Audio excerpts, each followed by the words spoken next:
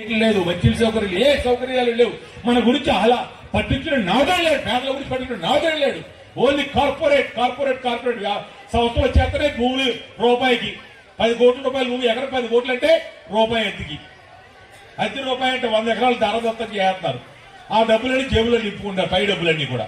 ఈరోజు PPP system కాలేజీలు, ఈరోజు మనం పెట్టే మీటింగ్ కాలేజీల గురించి.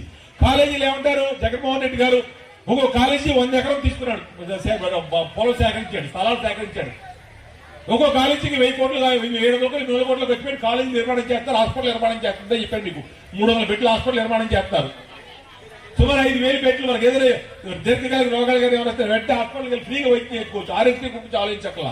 అదే ప్రైవేట్ మెడికల్ కాలేజ్, ఆశ్రమ హాస్పిటల్ ఉంది, ప్రైవేట్ కాలేజ్, అదే మెడికల్ కాలేజ్, అది ప్రైవేట్ కాలేజ్. అది అక్కడికి వెళ్తే ఏమంటారు, ఫస్ట్ ఆరోగ్యం ఉంది కానీ నీ పేషెంట్ కు అర్జెంట్ గా ఆపరేషన్ చేయకపోతే సాయంత్రానికి చనిపోతారు అంటారు. మనం ఏం చేస్తాం, పుత్తులు తాకరెట్టు, ఇల్లు తాకరెట్లు 10 అప్పులు చేసి ముందు ఆపరేషన్ చేయించుకుంటాం.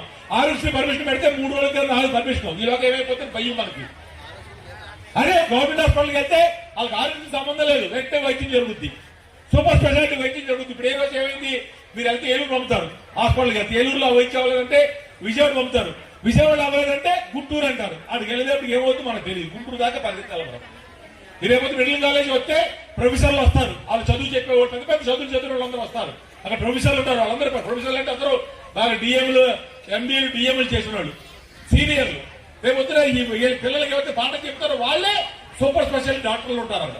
రేపు మరి మెడికల్ కాలేజ్, మెడికల్ హాస్పిటల్ కాదు, ఏలూరు కాలేజ్ హాస్పిటల్లో వాళ్ళు వచ్చి చేస్తారు. ఏ జబ్బుకి, ఎంత గొప్ప జబ్బు అయినా వ్యాధికి నిర్ధారణ, మంచి ఆపరేషన్ అన్ని కూడా, ఆపరేషన్ కానీ వైద్యం కానీ అన్ని కూడా ఏలూరులోనే జరగబోతా ఉన్నాయి రేపు 2 సంవత్సరాల్లో.